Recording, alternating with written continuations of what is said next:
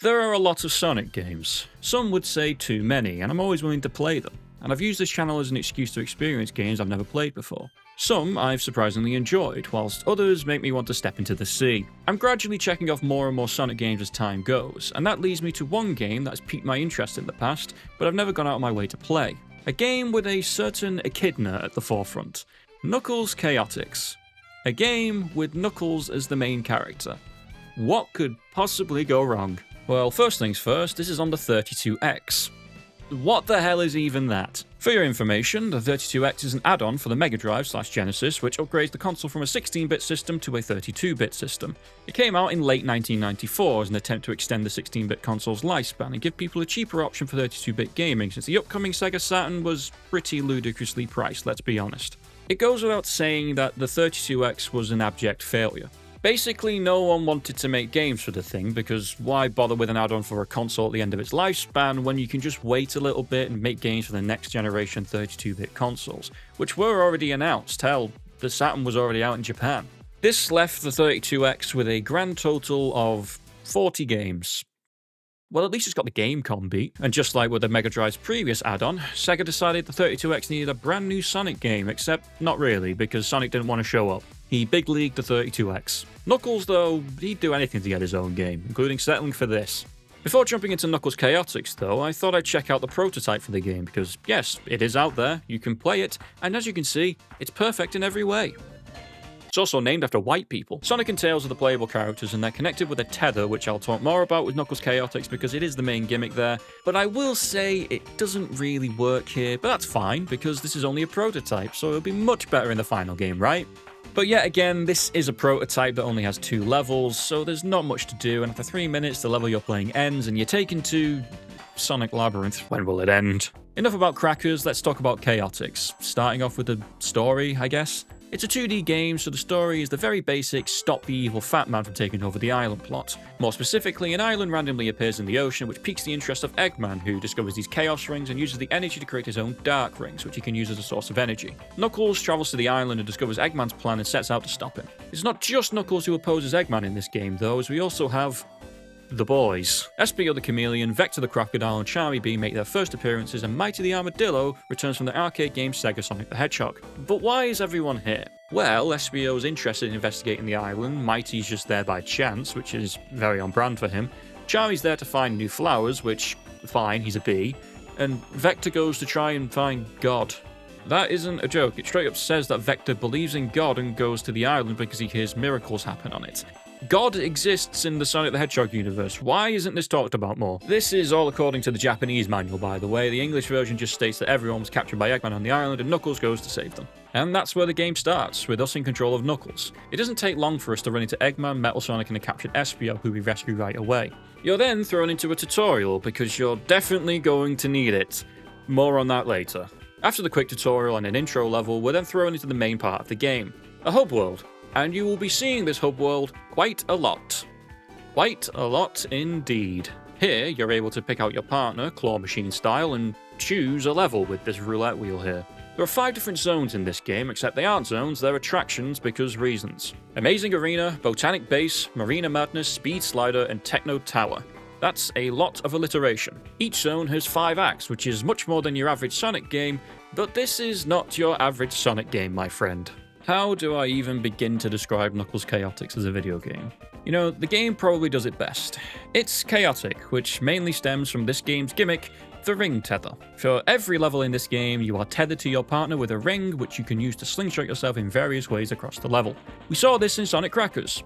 It was finicky there, and it's still finicky here. And yes, there is a tutorial. Does it help?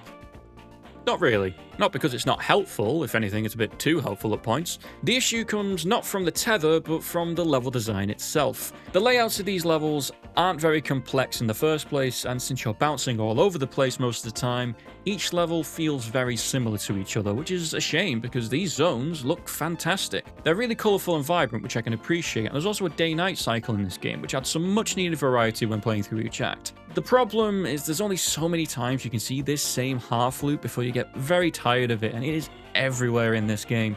By itself, it's a perfectly fine bit of level design which showcases the use of the ring slingshot mechanic, but by half loop number 3064, I'm beginning to think they didn't have enough faith in the Tether to design more complex level design. And to be honest, I can't quite blame them for thinking that, because even if you get used to this rubber band, it still sucks. It actively makes the game worse, because the difficulty of each level does not come from the design or individual gimmick of said level, it comes from trying to get the ring tether to work properly. And it's because of this that each level truly feels the same, since even though some levels have gimmicks like Amazing Arena's light switches, Marina Madness' submarines, and, well, that's it really, you are just stuck doing the same 4 or 5 things that the ring tether can do. Let me actually go into this thing in a bit more detail because, You're able to hold your partner in place and charge up either left or right to slingshot at a high speed. You can also pick up your partner to throw them, which can lead to some pretty insane height and distance if you play it right, and also if the game decides you deserve it. The main problem is when the game says, wait a minute, who's slingshotting who? And then has a stroke. I think I've made it clear before that I value control in my Sonic games very highly, and I don't know about you, but this doesn't look very controllable to me. This is bound to happen multiple times across a playthrough, and it gets increasingly frustrating. But honestly, the reason the tether is thoroughly unenjoyable as a game mechanic is not because of any single major thing. It's all the little things that add up across a playthrough. The constant slingshotting in midair, the fact you're unable to just run forward without the rope pulling you back, which also makes spin dashing absolutely useless, by the way. Instances where 2 characters are on different levels, which makes operating the tether a tad bit difficult. And, oh yeah, sometimes you can just clip through stuff. That's nice. They did account for this, to be fair, as you can spend 10 rings to call your partner back to you, which gets around any potential clipping issues.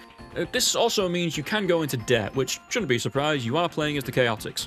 And speaking of the Chaotix, another reason the ring tether sucks is because it de-emphasizes each character's moveset in this game. Knuckles controls as you expect, gliding and climbing, but everyone else brings something to the table here. You've probably heard people refer to Mighty as Red Sonic in this game, and whilst that's mostly true, he does also have the ability to jump off walls. Other than that though, yeah, he's Red Sonic. Espio is able to walk on walls and ceilings using his ninja skills, Vector is able to climb on walls and also has this mid-air dash which is pretty useful for getting around, and Charmy is absolutely broken. Charmy can do a mid-air dash similar to Vector, but he has no limit to the amount of times he can do it. He can't spin dash, but look at him, he doesn't need to. He makes the whole game trivial. When used correctly, these moves are useful for gaining some good height, but that is where the ring tether steps in to make these unique movesets utterly pointless. The tether is a constant in this game, and will more often than not get in the way of pulling off moves effectively. And honestly, slingshotting yourself is a much better way of traversing levels than anything the characters could do, other than Charmy obviously. Playing as different characters doesn't really offer different experiences, since why would I bother using a mid-air dash or wall jump to get to higher places when the tether can do that already, and in much faster time I must add.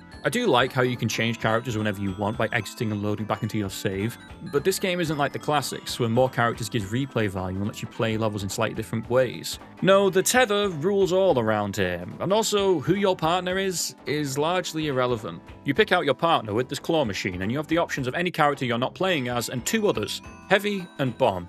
Heavy and Bomb are exceptions to the irrelevant partner rule, since you do have to change how you play a bit with them. Heavy is incredibly slow, so gaining speed can be a challenge, but he is indestructible, which means you can just pick him up and run into enemies to take them out, which is nice.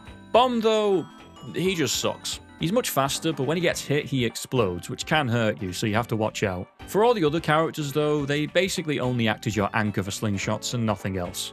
There are monitors every now and again which cause you to switch with your partner, but this is only temporary, and it's one of the very few times where who your partner is actually matters. You at least get a lot of opportunities to switch out your partner for a bit of variety, since the claw machine is in the hub world, and you see this place a lot. And here is one of my least favourite parts of this game. I cannot stand how it's structured. As I said earlier, you enter levels by choosing them from this roulette wheel. You do this for every level, so after you complete a single act of a zone, you go back to the hub world. This destroys the pace of the game, and it makes it feel so unbelievably stop-start that it becomes annoying. It doesn't help that most levels in this game aren't that long. Most of, 1, maybe 2 minutes at a push, and despite this, you won't even be going fast in any stage, except Speed Slider. You can go pretty fast there.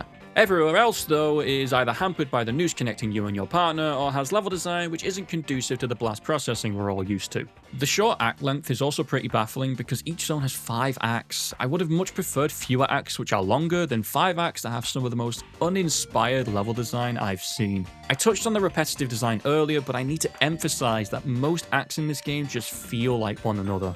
A lot of levels in this game are pretty vertical, no doubt because of the main gimmick, but it has the adverse effect of making some levels incredibly simple to beat. Techno Tower has to be the worst for it. Look at this, I'm not actually interacting with any level design, I'm just launching myself upwards with little thought, and that's enough to beat the level. And I think that's the main reason none of the stages are that stimulating. They're all pretty easy, despite how frustrating the ring can be. There are no interesting bits of platforming because you can slingshot right over them, sometimes, and there's a severe lack of any danger in any of the levels. Enemies are barely present and don't do much. I mean, look at him, he's pretty pointless. And there are a grand total of 0 bottomless pits in this game. Now, I do understand why they did this. An uncontrollable slingshot and bottomless pits are a broken controller waiting to happen, but it just means you don't have to think about how you use the tether because you'll never be punished for misusing it. This leaves the last hope of any challenge to the boss fights, but I'm afraid I've got some bad news. These are also not hard at all, since the tactic of throwing your partner face first into them is more often than not good enough to deal with them. I do think they're a bit interesting conceptually, if that's any consolation. After going through all the zones and beating their bosses though, Metal Sonic comes out of nowhere in the hub world, becomes the roulette wheel, and offers a boss fight which, much like a lot of this game, has an interesting concept, but falls flat in execution. You hit the thing, hope it lands on the X. If it does, but if it doesn't, you have to dodge a few attacks until you can hit the thing again. Land on X 4 times and you win. Except nuh-uh, no you don't. Eggman uses his Dark Ring to power up Metal Sonic into Metal Sonic Kai, who's huge, red, and incredibly pathetic. Honestly, look at him, he's not even trying to hit me. We comfortably take him out and then he burns everything to a crisp. Wait a minute. Yeah, surprise, surprise, we need to collect some MacGuffins to get the good ending. Knuckles isn't good enough for the Chaos Emeralds apparently, so he has to settle for collecting the Chaos Rings in this game's special stages. And this is genuinely a part of the game I have some praise for. First things first, entering special stages is pretty rudimentary. Simply beat a stage with 50 rings and jump into the giant ring just like Sonic 1. Now I will bring up that there are giant rings across the stages that you can jump in, but these are just bonus stages that are irrelevant to the Chaos Rings. They can give you helpful bonuses like a slowdown for the level selector or letting you freely pick your partner from the claw machine though. Now let's talk about the actual special stages, which are unironically really good. Now you might look at these and go, what are you talking about? It's Sonic 2 again. And whilst that's kind of true since you're constantly moving forward, these are so much better than Sonic 2's. The basic premise is to collect a certain amount of blue spheres in a section. Here's where they get good though. If you don't grab enough spheres, the stage simply loops until you either grab enough and make it to the end, fall off, or run out of time with your ring count acting as a timer. I really like this. It encourages you to collect as many rings as possible in stages since it gives you an easier attempt at completing the special stage. Another thing that's really good is the overall difficulty. They're not ridiculously hard, but they're also not easy either. I failed quite a few times actually. Funnily enough, some of the later stages probably offer the best platforming in the game with the movement and timing that's needed to clear some sections. It's honestly pretty fun. They even have multiple pathways offering more ways to collect blue spheres. How do the special stages have better level design than the actual game? It doesn't make any sense. Your reward for clearing these stages is a Chaos Ring, of which you need 6 to achieve the good ending. Cool! The good ending doesn't include a new boss fight, by the way. The only difference is Metal Sonic doesn't burn everything down during the credits. Instead, we've got the boys, and also Sonic and Tails are here. Thanks for the help, guys. No doubt you'll take all the credit for this one, even though we did all the work. But honestly, I can understand why Sonic only showed up at the end, because he probably tried his hardest to not be associated with this game. On the whole, Knuckles Chaotix is an incredibly unremarkable game filled with uninteresting level design, underutilized characters, and one of the worst gimmicks in the entire series. It's not a good sign that I unironically think one of the coolest things in this game is a sound test. Not just because the music in this game is overall pretty good with tracks like Door into Summer, Evening Star, and Midnight Greenhouse, but because the sound test shows a breakdown of what each channel is playing. See, Amy likes it as well. Knuckles Chaotix bills itself as chaotic, and that is exactly what you're going to get if you play it. It tries to innovate, but falls short in just about everything it does with the exception of the special stages.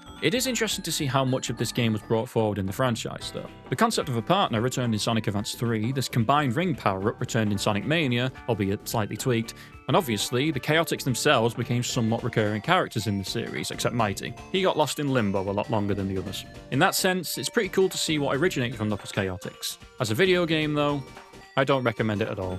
If you enjoyed this video on one of Sonic's more unique games, why not consider giving this video a like, and I encourage leaving a comment on your thoughts about this game.